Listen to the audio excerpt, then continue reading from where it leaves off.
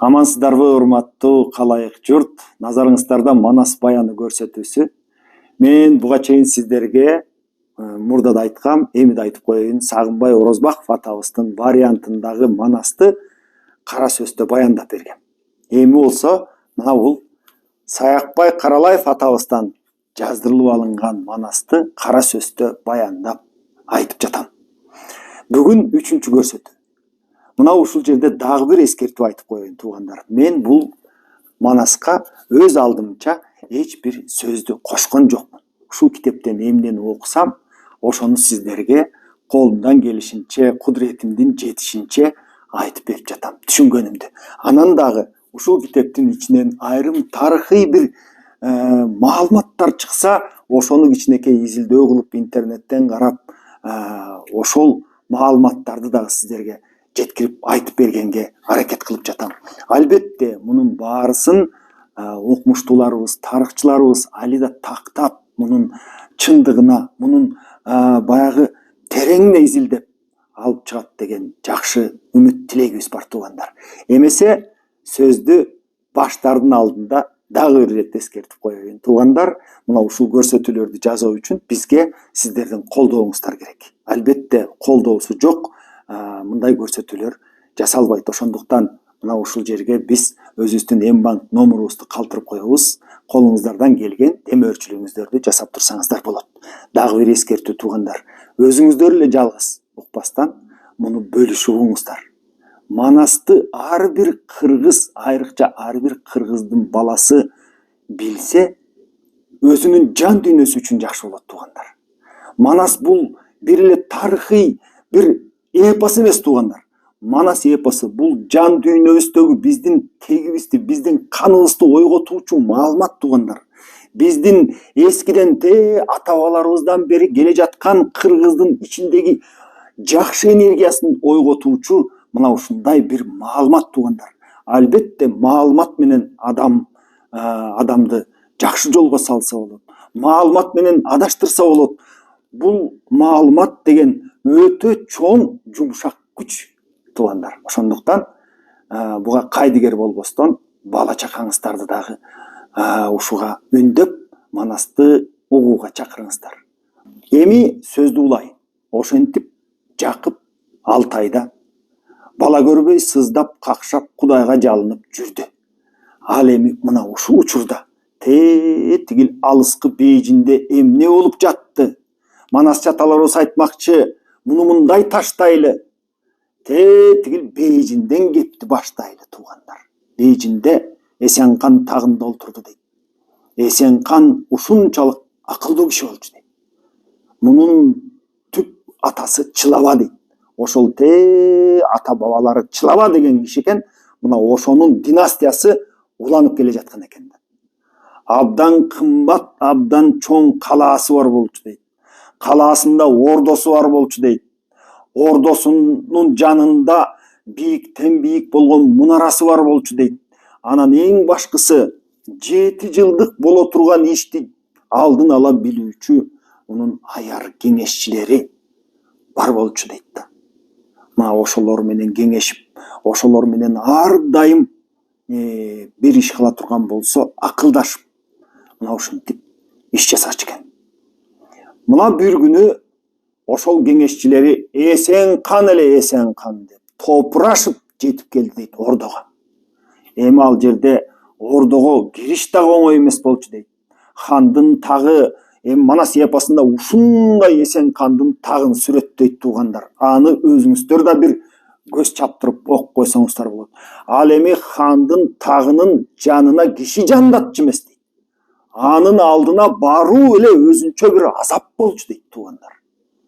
Мына ошентип бийик тагында олтурганда баягы кеңешчилери, сыйкырчылары, аярлары кирип эле жүгүнүп Эсенканга мына мындай деп калды дейт. Биздин ийли бичигибизге чийлип, келечекте боло турган иш билинип, даңзабызга жазылып калды.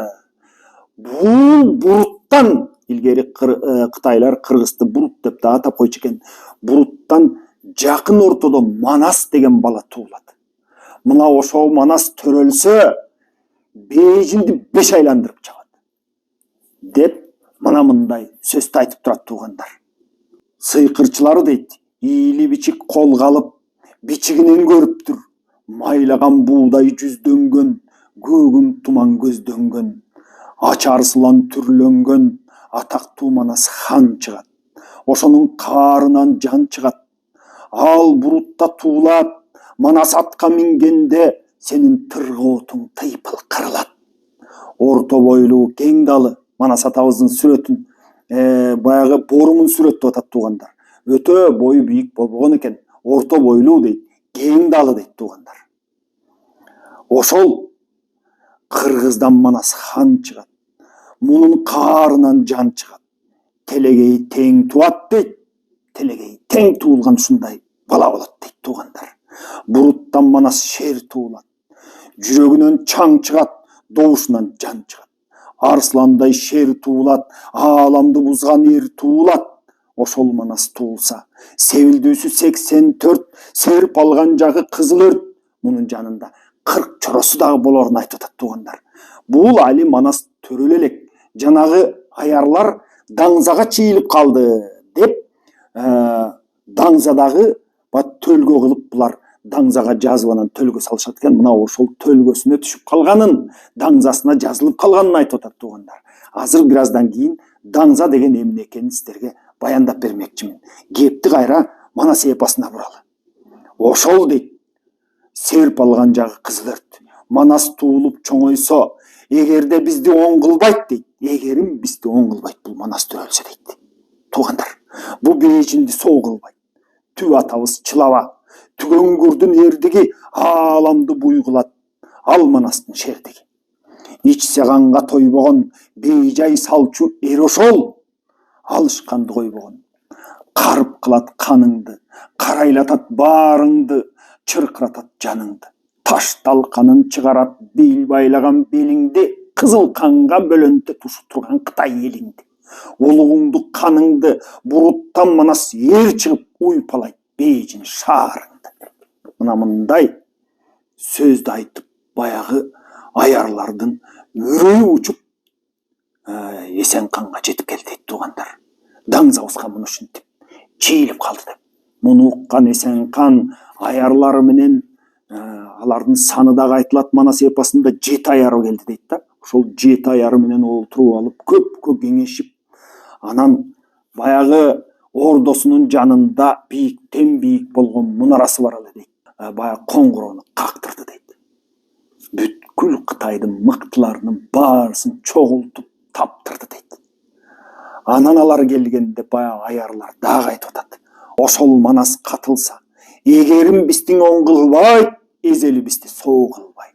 Таш сайынган каныңды талкан кылат шаарыңды, айдарлууңду кул кылат, таманга салып жүн кылат. Төбөңдөн кирип басуучу канкор бурут чоңойсо сенин 4 түлүгүң чачуучу. Бейлеп каным күтүнгүн дейт, караңызчы. Кеңешчилер эмне деп? Эсен канга айтып атат. Бейлеп каным күтүнгүн деп кеңеши мына мындай туугандар. Бейлебей жатып сен алсаң, сен эртеңки күндү көрөсүң. Сен каным көзүңдөн кирген түтүндү, бедөөүнүн чачын өрүп ал, бейлебей койсоң бул ишти 10 чакты жылдын ичинде берен Манас көк жалды тагыш бейжиниңден көрүп ал. Мына мындай кеңешчилерди уккан да хан бар, укпаган да хан бар туугандар. Эсен кан болуп туруп, жалпы 40 кандуу Кытай деп коет. Жалпы Кытайды бириктирип бул 40 кандыкка бөлүп туруп, ошол 40 кандын бардыгын Эсен кан өзү жалгыз башкарчу эле туугандар. Ансас келгенсип Орто Азияны чаап, Ысык көлдү Шаңшуңдун уулу Орго дегенге башкартат. Ташкентти Панус дегенге башкартат. Чүйдү Акунбешим дегенге башкартат. Анжияндын ичин Коңурбайдын келечектеги али төрөлө элек. Келечекте Коңурбайдын атасы Алоокеге башкартып, мына ушинтип башкарган Эсен кан жана аярлардын сөзүн кунт коюп угуп атат. Ал эми аярлары анын көзүңдү ач деп ага кеңеш айтып атат туугандар. Сен бул бейжинден ал баланы көрүп ал дейт. Ошол Манас чоңойсо, тиіп алат жылқыңды, буйрубасыңга алып айтсам, сенин умачы таячат уйкуңду. Жаздын күнү болгондо жалдуу байтал мингизбейт, какан кандын бейжинге, калайман салчуң ер ошол, айтсам мүшкүл билинди. Атактуу Манас ээр чыгып, бейжинден сурак алат деп, алдыңдагы чоң даңзага чийилди деп ушундай сөздү айтты дейт туугандар. Эми Эсенкан өзүнүн бүткүл мыктыларын чогултуп алып туруп, чоң чогулуш баштады. Эсенкан өзүнүн кол астындагылары менен кеңешип кесип турсун. А мен сиздерге туугандар жанагы даңза деген эмне, ошону бир аз баяндап берейин. Биздин заманга чейин туугандар 16 кылым мурда, бул 21-кылым, 16-кылым эмес туугандар. Биздин заманга чейинки 16 кылым мурда Кытайда Си деген династияны кулатып, анын ордуна Шан деген династия бийликке келет. Кытай ар бир бийликке келген династияны булардын жараткандын атын кытайча Дэ дечкен. Дэ өзү колдобосо бийликке келмек эмес. Демек, мурдагы баягы Ся династиясынын хандары, мыктылары Кудайдын астында, жараткандын астында, Дэнин астында күнөөкөр болду жаман иштер үчүн, бузуктук үчүн. Аларды бийликтен жараткан өзү кетирип, Шан династиясын алып келди деп түшүнөт экен туугандар. Бул Шан династиясын негиздеген Шан Тану деген адам болгон экен. Мунун жанында Иин деген укмуштай, акылдуу кеңешчиси бар болчу дейт. Бул жанагы даңза жөнүндө баяндап айтып атам туугандар. Бул Манаста жок. Мен муну атайын интернеттен көрүп, Кытайдын тарыхына бир аз көз чаптырып, анан айтып берип атам бул жерин. Эми угуп туруңуздар. Мына ошол Шан династиясы күчүнө кирип болуп толуп турган учурда булардын жазуу сызуусу дагы пайда болгон экен. Баягы Кытайдын иероглифтеринин эң башаты мына ошол биздин заманга чейин 16 кылым мурда пайда болгон деп Кытай тарыхчылары, окумуштуулары айтат экен туугандар. Биздин иероглифтин атасы мына ошол кылымдарда пайда болгон. Ал жазуунун аты Цягуан жазуулары дейт экен. Кытайча Жагуан жазуулары туугандар. Аны кандай жазчу экен? Малдын кадимки койдун, уйдун, далы сөөгүн алат экен. Ал жерде ташбаканын дагы сөөгү баягы айтылат экен туугандар. Ташбаканын да баягы үстүндөгү таш. Ошол малдын баягы далы сөөгүнө атайын бир оюм чийимдерди бир жазат экен да. Жазып туруп анан отко кактаса, андан чыккан жаракалардан анан келечекти айтып берген төлгөсү чыгат экен туугандар. Мына ошол төлгөнү окуганга атайын аярлар, билимдүүлөр, илимдүүлөр, мына ушундай төлгөчүлөр отурат экен. Муну Цягуан жана айтып кеттим. Мен туура эмес айтсам кечирип коюңуздар, кытайча мүмкүн чалыштап калгандырмын. Кытайдын өзү Жагуан жазуусу деп айтат экен туугандар. Мына ошол баягы далыдан төлгө салуу үчүн жазып анан отко кактап. Бул Эсенкандын билермандары, аярлары, Манастын келечекте төрөлөрүн билип анан жана Эсенкандын эшигин каккылап атканы ошол. Эми туугандар, биздин Кыргызда дагы атайын далы менен төлгө салгандар болгон туугандар. Саякбай Каралаев атабыз ушундай бир мындай мукма салсалып айтып кетет. Ушул далыга жазганды Кытай ушу Кыргызстан үйрөнгөн дегендей кылып айтып кетиптир да. Эми аны дагы биздин тарыхчыларыбыз өздөрү такташар. Бирок туугандар, ушул биздин заманга чейинки 16 кылым мурдагы Шан династиясындагы жазууларды Кытай өзү 1928-жылдары Пекинден ары 5 саат жүргөндө, Пекинден 500 километр алысыракта Аньян деген шаар бар. Мына ошол шаардын тегерегиндеги археологиялык казууларды жасап жатып, ошол жактан табышкан. Уйдун, баягы койдун далы сөөктөрүнө жазылган мына ушундай Цягуан жазууларын таап, анан атайын музейлерине коюшкан туугандар. Мына ушул Кытайда турат, интернетке кирсеңиздер дагы болот туугандар, ошону карап көрүңүздөр. Ошол Кытайдын иероглифинин атасы деп аталган Цягуан жазуулары Манас эпосунда Даңза деп аталып турат туугандар. Аны Сагынбай Орозбаков атабыздан 1922 жылдан 25 жылга чейин Манас жаздырылган. Мына ошол Сагынбай атабызда дагы Даңзасына чийилген бул Манастын төрөлүшү Кытайга 6 жыл мурун билинген деп Манаста жазылып турат туугандар. Биздин Манас эпосубузда Цягуан жазуулары жөнүндө маалыматтар Кытайдын өзүнөн дагы мурда баягы айтылып турат да.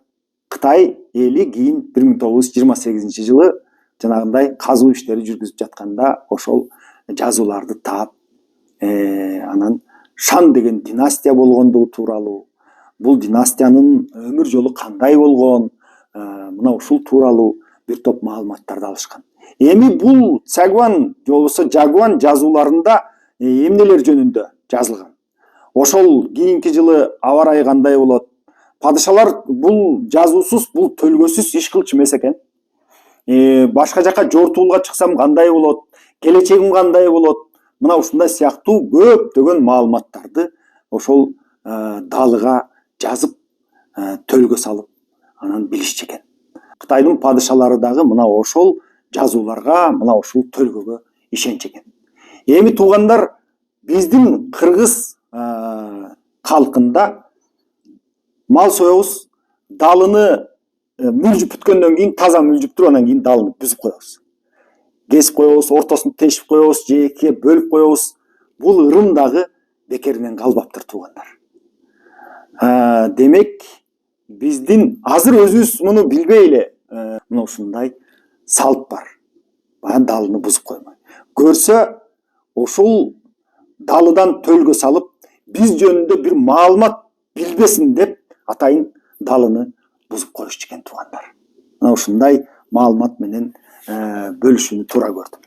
Эми кайра эпоска кайталы. Ошентип туугандар, жанагы Эсенкан бүткүл мыктыларынын баарын чакырып туруп анан айтты дейт. Ушул Манасты таппасаңар болбойт. Бул Манасты табасыңар, кыргызга бүткүл мен кайсыл жака чачкан болсом, ошол жактын баарысын кыдырып барасыңар. 17 жаштан жарым жашка чейин, же болбосо жарым жаштан 17 жашка чейинки балдардын барысын сынап, карап, байкап чыгасыңар. Кимиси Манас болсо, кимиси ушул төлгөчү айтып аткан борумга туура келген болсо, мына ушул Бейжиңге алып келесиңер. Менин Бейжиңде өмүрү кайра чыккыс зындандарым бар, мына ошого саламын деп, муну ошентип мыктыларынын баарысын жөнөттү дейт.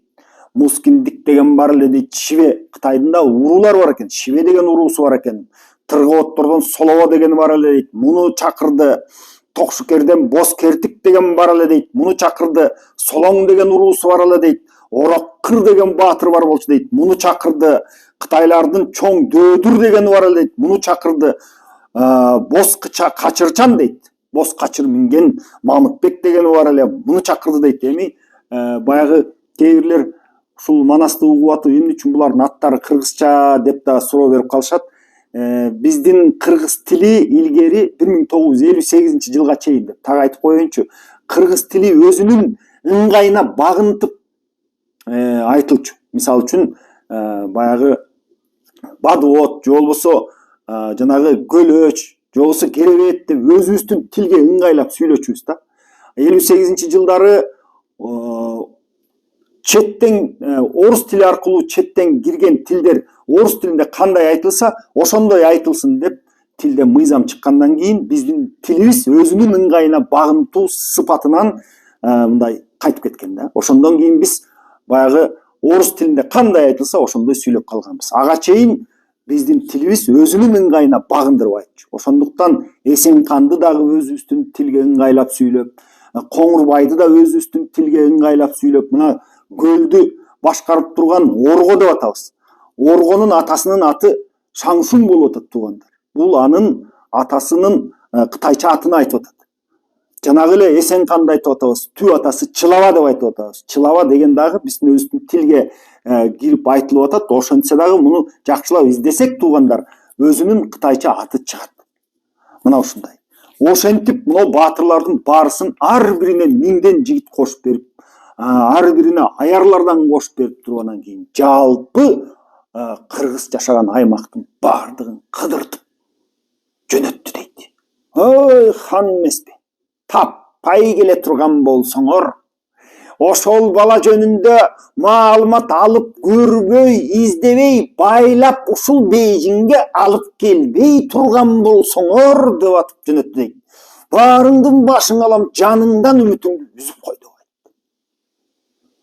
Башын чайкашып, бул даңзага чийилген, төрөлөрү эми мына билинген баланы кайдан издейбиз, кайдан табабыз деп баштарын кучактаган бойдон баягы баатырлардын баарысы жол тартып, ар кимиси ар кай тарапты көздөй чыгып кетти дейт. Жарым жаштан 17 жашка чейинки бүткүл кыргыздын бул буруттун балдарынын баарысын бирден санап чыгасыңар деген тапшырманы алышты дейт туугандар.